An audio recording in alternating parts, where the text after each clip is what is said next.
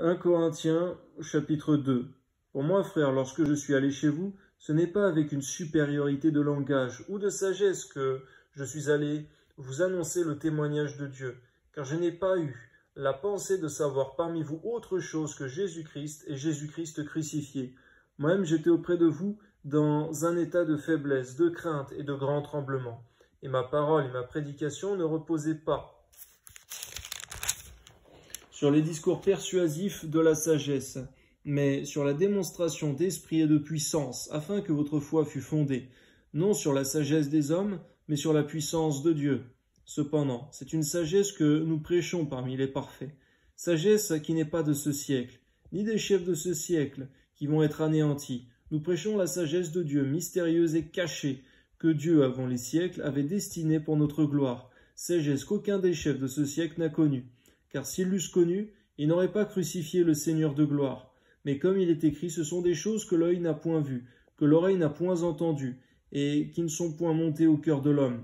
Des choses que Dieu a préparées pour ceux qui l'aiment. Dieu nous les a révélées par l'Esprit, car l'Esprit sonde tout, même les profondeurs de Dieu. Merci Seigneur, parce que c'est par ton Esprit Saint que tu nous as fait connaître que c'est en Jésus-Christ seul que nous pouvions être sauvés. Amen.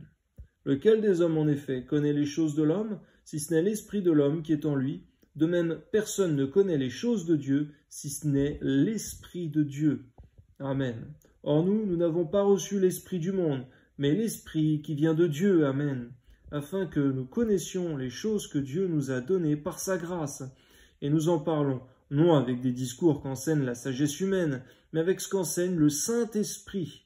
Merci Seigneur, parce que notre Maître à nous, Seigneur mon Dieu, alléluia, c'est ton Esprit Saint.